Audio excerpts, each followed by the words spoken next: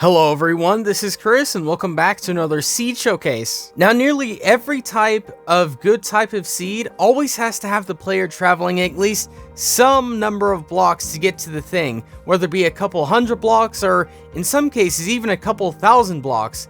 Well, this seed is a little bit different because you basically spawn inside of this one particular village, which houses 5 different blacksmiths. Yes, 5 different blacksmiths inside this village you spawn straight inside of. And of course, if you ever happen to find any other types of noteworthy seeds or other things like that, then please do leave it down below in the comments, and if it is good enough, then I might even show it off inside of a video. But yeah, for this particular type of seed, it is actually a Spider 25. Now that might just seem like a bunch of random numbers and letters spewed together, but it is actually a member of the Cosmic server, also known as Kill O Buzz. And I figured mentioning that they also make their own types of YouTube videos with these little skits, with these little types of animations and things like that. Not just because I am using their name for this seed video, but also because they made me look so cool holding a sniper. How awesome is that? Probably as awesome as the one seed itself, which by the way, you spawn in right here, right on top of this one tree, which honestly isn't too much of a problem because all you have to do is head your way down this way and over this way, and then you can actually head your way right into the village itself. So if we head our way up here, I will be placing diamond blocks in front of every single blacksmith so we don't go over more than one. So yeah, here's your very first one, and you obviously get the obsidian, gold, bread, and all sorts of stuff right here. So, yep, placing one right here. Heading your way this way past the well, and I noticed that there's mossy cobble. Kind of weird, I never knew that. But yeah, anyway, heading your way down this way, you'll eventually come across your second blacksmith right here. We could place another diamond block there. Heading your way down this one path and over this way past this other house, then we will come across the third blacksmith, and obviously they all have their loot and things like that inside. You can check and see, like, they all have particular types of rare and unique type of loot, especially for starting off a world. So yeah, to find the fourth and fifth one, we're actually gonna have to double back just a little bit just to head back to the other two, which is actually on the same street. So heading back your way this way past the middle well in the middle of the village, you have to jump up a few types of blocks, which isn't too hard to do. But yeah, heading your way over this way, you will come across your fourth blacksmith right here, again with more loot and things like that. Place a diamond block there.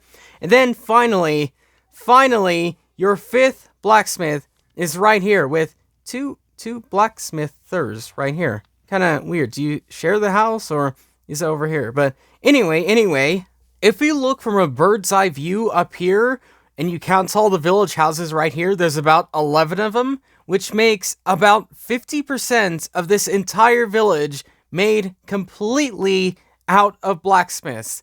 Utter insanity right here. So if you want the absolute easiest start you could possibly manage, then I think this is definitely the seed for you. And also, the village actually goes back up here over this mountain just a little bit. It's a little bit hard because you do have to go, again, up the mountain. And I gotta say, these two villages that are up here must be absolutely so lonely and so bored just having themselves. I don't know where they are, but yeah, in case you want more loot up here and things like that, then I guess you could do it. And also, there's just this one little guy just sitting right their way back here, all on his own. Now, it isn't 100% guaranteed, but because you have so many blacksmiths here, the odds of you actually getting obsidian is pretty high. So, if you were to go to the nether right here, what type of spawn would you actually get? And at first glance, it'd be kind of disappointing. You're inside of one of these nether caves. If you look on the other side of the portal, you could see,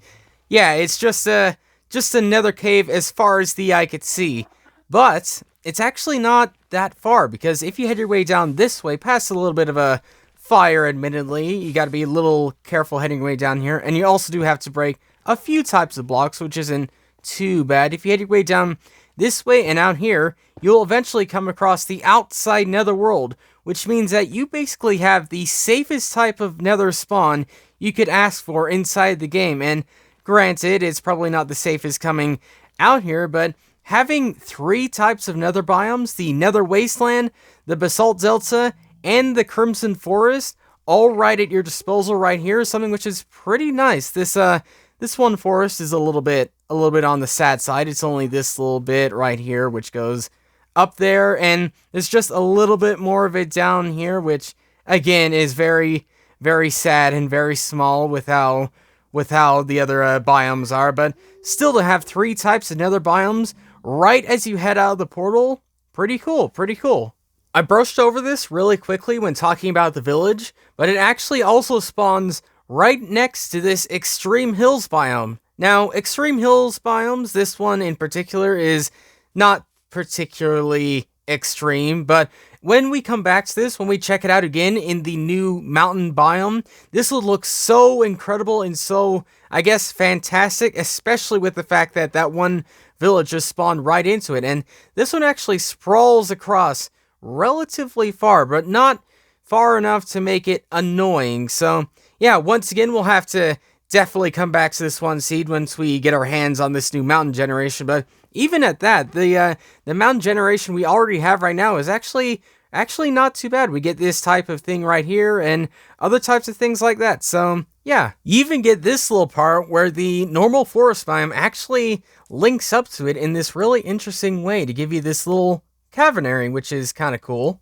Heading your way this way through the spruce taiga biome, you'll eventually come across a rare biome which I hardly ever show off. That being the flower forest biome, which if you look at it, it's not really a flower forest biome. There's hardly any trees here, let's be honest. But yeah, in case you do want to get yourself all the different types of rare flowers, or even little bunny rabbits right here. But yeah, in case you want to get all the types of flowers, whether to just collect them or to make maybe a honey farm, then this is definitely the place to do it. And I just noticed something back here. Was that? Oh yeah, there are bees already here. So the game is already one step ahead of you and actually getting the bees to where they need to be. Going about a few hundred blocks out from there, you'll eventually come across this Pillager Outpost, which, much like the village, actually coincides with an Extreme Hills biome, and because the Iron Golem is the only thing that does coincide with it, that means that you have the chance of actually freeing it and helping you take down this one Pillager Outpost. Heading yourselves about 50 to 100 blocks from that one outpost, if we head our way down here and we dig down 2 blocks, you might notice that there's a bit of a ravine down there, so you might want to be a little careful. But let's say you did fall down there, then you're not actually in the worst of spots, because you actually find yourself inside of a mine shaft right here, which is pretty cool. But you might have also noticed that there's a bit of netherrack and magma just sitting right here, which is a little bit strange, I guess. I mean, Bedrock Edition is kind of weird and all, but there's actually a logical explanation in being this ruined portal right here, which spawned in right on the surface. So again, ruined portals, you can get everything you need, all the nether loot and all the sorts of things like that. But I think it's just kind of cool just seeing how it intertwines with this ravine, how it just makes it so much more fun and interesting to see something like this. And unfortunately, those are some of the closest things that I could find near spawn that actually were somewhat interesting, because everything else you want to find is actually a relatively decent distance away.